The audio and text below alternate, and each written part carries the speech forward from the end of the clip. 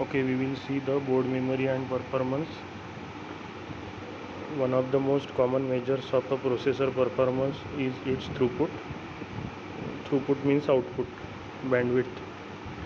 DRAM means dynamic RAM used for the main memory can have much lower bandwidth than that of the processors. Okay, now we will see some terms regarding the board memory and its performance. Solution for improving the bandwidth of the main memory includes integrating a hardware-based architecture with separate instruction and data memory buffers and ports using dynamic RAM such as DRAM, DRDRAM and SLDRAM that integrates bus signal into one line. Using more memory interface connections, that is pins, increasing transfer bandwidth. Using higher signaling rate or on memory interface connection pins, implementing a memory hierarchy with multiple levels of the cache. These are the solutions for the improving the bandwidth. One of these is the integrating hardware-based architecture, using DRAM, using more memory interface connection, using higher signaling rate, implementing a memory hierarchy with multiple levels of the cache. Now memory performance can be improved by memory stall cycles equals to instruction count into memory reference divided by instruction into cache miss rate into cache miss penalty. Instruction count म्हणजे त्याच्यात किती instructions आहे प्रोग्राममध्ये त्याचा count, memory reference त्या इन्स्ट्रक्शनला किती memory reference लागून राहिले divided by number of instruction किती आहे इंटू कॅचे मिस. कॅचे मिस म्हणजे जो डेटा रिक्वायर्ड होता प्रोसेसरला तो समजा मिळाला नाही त्याला म्हणतात कॅचे मिस रेट, म्हणजे किती मिस झाला म्हणजे किती डेटा सापडला नाही. आणि कॅचे मिस पेनाल्टी. आता पेनाल्टी म्हणजे काय? पेनाल्टी म्हणजे जेव्हा एखादा डेटा त्या मेमरीत सापडत नाही तर ती जी क्लॉक सायकल आहे ती काय होऊन जाते, वेस्ट जाते. म्हणजे तो जो टाईम पिरियड आहे तो वेस्ट जातो, त्यालाच काय म्हणतात मग कॅचे मिस पेनाल्टी. मग how it is improved? Introducing cache, reducing the cache miss rate, implementing the pipelining. आता पाईपलाईन म्हणजे काय? Pipeline means just it is a queue. म्हणजे आता तुम्ही तिकीट काढायला जाता रेल्वेमध्ये तर तिथे काय असतं, फर्स्ट इन फर्स्ट आऊट. म्हणजे जो पहिला लाईनमध्ये आहे तोच त्याला काय मिळते, पहिले तिकीट मिळते, मग दुसरा, मग तिसरा. पण असं नसतं, म्हणजे लाईन असते पूर्ण. तर प्रत्येकजण काय असतो, प्रोसेसिंगमध्ये असतो, तर त्याला म्हणतात pipelining. Increasing the number of smaller multi level caches, integrating main memory on to the master processor. This is the way to increase the memory performance. Now we will see the board I/O, that is input output. Input output components on a board are responsible for moving information into and out of the board to I/O devices connected to the embedded system. Simple आहे हे. काय काम आहे इनपुटचं? Input external वर्ल्डपासून प्रोसेसरला देणे आणि जे प्रोसेसरमधलं जे काही रिझल्ट आहे तो बाहेरच्या जगाला दाखवणे. That is non as the output. Okay. Now the serial communication. Example 1, networking communication RS-232. तर RS-232 नावाची IC आहे, ती कशाला असते? ती कनेक्ट असते आपल्याला. त्याला काय म्हणतात? RS-232 EIA, that is electronic industry association 232. Receiver RS is the name, are called as either DTE, data terminal equipment, or the DCE, data circuit terminating equipment. DTE devices are the initiators of the serial communication such as the PC or embedded board. DCE is the devices that are the DTE wants to communicate with, such as IO device and connected. म्हणजे RS-232 simply काय आहे? Simply जी VGA cable असते आपल्या याला, जी VGA cable असते, जी VGA cable असते त्याला काय म्हणतात आपल्याला? आपण त्याला म्हणतो RS-232. Now DT embed system 1 transmission medium, DC is the embed system 2, that is the serial network diagram. RS-232 याची कुठे आहे पोझिशन? फिजिकल लेअरमध्ये. The hardware components can all be mapped to the physical layer of the OSI model. The firmware, that is software required to enable RS-2 functionally maps to the lower portion of the data link. Okay. तर data link लेअरमध्ये त्याचं software store केलेलं आहे आणि physical लेअरमध्ये actually काय आहे? RS-232 cable आहे. RS-232 interface. The core of the RS-232 specification is the RS-232 interface. RS-232 interface defines the details of the serial port and the signals. RS-232 also defines the transmission medium, that is serial cable. The same RS-232 interface must exist on the both side. म्हणजे ज्या डिव्हाइसपासून तुम्हाला दोन डिव्हाइसमध्ये communication करायचं आहे तर त्या दोन्ही डिव्हाइसेसमध्ये काय लागेल, तुम्हाला RS-232 लागेल, तरच त्यांचं कम्युनिकेशन कशातून होईल, RS-232 मधून. Now serial component block diagram. तर आता RS-232 ची कुठे आहे डायग्राम, ही आहे position RS-232, universal asynchronous receiver transmitter. So this is the serial components block diagram regarding the RS-232. ही पहा, ही केबल आहे VGA cable. This is the VGA cable. Okay.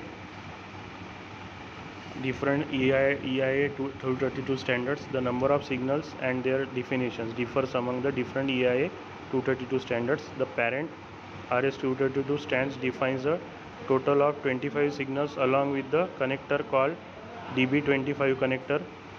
The EIA RS-232 standards EIA 574 defines only 9 signals that are compatible with DB9 connector. EIA 561 standard defined 8 signals, again a subset of the original RS-232 25 signals compatible with an RJ45 connector. So one by one we will see. The he diagram expected नहीं है, this is not expected in your theory, so it is quite complicated diagram. तर इथून हे आहे, म्हणजे इथून start होतं हे RS-232 आणि प्रत्येक सिग्नलचं काय केलं आहे, इथे डेफिनेशन लिहिलेली आहे, कोण कशाला कनेक्ट करतो. ही DB2 फिमेल कनेक्टर आहे, DB2 मेल शील्ड आहे. Okay, not expected. सो आता हा DB9 कनेक्टर आहे. So DB9 connector is what, it is the signal ground, DTE ready, transmission data, received lines direct one, ring indicator, clear to send, request to send, DCE ready. And what is this, leading to DCE device DB9 female, received line signal detect, transmitted data, received data, DTE ready, signal ground, DCE ready, clear to send, request to send, ring indicator. So this is the DCE and DBE. This is DTE to DB9, this is the DCE to DB9. okay, this is female connector, this is male connector. आता DB9 connector कोणचा आहे, RJ45. ही cable कुठे आहे पाहिली आहे तुम्ही, this is your LAN cable. तर LAN केबलमध्ये किती सिग्नल्स असतात, 1 to 8. Ring indicator, data carrier detector, data terminal ready, signal ground, received data, transmit data, clear to send, request to send. Okay, तर हे आहे 8 सिग्नल कशाचे, RJ45 कनेक्टर म्हणतात त्याला. This is the LAN cable connector. तर हे 8 signals असतात, याचे कलर्स वेगवेगळे असतात. null modem. So what is null modem? Two DT device can interconnect to each other using a internal wiring variation on the serial cable called a null modem or the serial cable. DT devices transmit and receive data on the same pins. These null modem pins are swapped to that of the transmit and receive connectors on the DT devices are coordinated. So this is known as the null modem. Okay, तर हे तुम्हाला वाचावं लागेल. Correct. स्वॅप्ड म्हणजे काय केलं, interchange केले, A असं केलं. So this is the concept of the null model. Now आता हे एक्झाम्पल्स आहे. सिरियल आहे example 2, networking and communications, IEEE 802.11 wireless LAN. The IEEE 802.11 family of networking standards are serial wireless LAN standards. 802.11-1999, 802.11a-1999 Wi-Fi 5, 802.11b 1999 Wi-Fi. तर हे त्याचे काय आहे, त्याचे स्टँडर्ड्स आहे. Parallel IO. Now what is parallel IO? Device which can transfer the data in multiple bits simultaneously. म्हणजे serial IO काय आहे, 1 बीट ॲट अ टाईम, आणि पॅरलल IO काय आहे, 10 bit 8 bit at a time. So parallel IO hardware is also typically made up of the some combination of the 6 main logical units. One is the parallel interface, manage the parallel data transmission and reception between the master CPU and either the IO device or its controller. Next आहे parallel interfaces. They are the responsible for decoding data bits received over the pins of the parallel port and receiving data being transmitted from the master CPU and then encoding these data bits onto the parallel port's pins. They include reception and transmission buffer, differ on the direction and process. Parallel interface, parallel are using simplex, half duplex or full duplex. हे आपण याच्या आधीच्या युनिटमध्ये पाहिलं आहे. Simplex म्हणजे काय, A to B communication. Half duplex म्हणजे काय, A to B, ए मग ओव्हर अँड आउट म्हणेल, मग B to A कम्युनिकेट करेल, ते आहे हाफ डुप्लेक्स. आणि फुल डुप्लेक्स म्हणजे आपण समजा मोबाईलवर फोन बोलतो आहे तर दोघंही जण बोलू शकतात. So this is the full duplex. So parallel IO devices can transmit the data asynchronously or synchronously. Parallel IO does have a greater capacity to transmit the data than the serial IO. IEEE 1284 controllers for printer, display, IO devices. तर प्रिंटरसाठी कोणचं controller आहे मग IEEE 1284, that is the parallel interface. The IEEE 1284 specification defines a 40 signal port.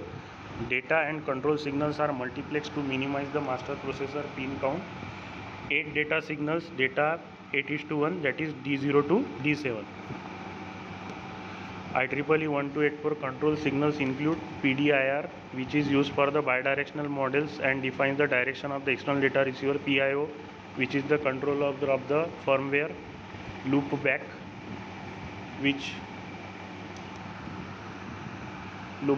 which configures the port in the external loopback.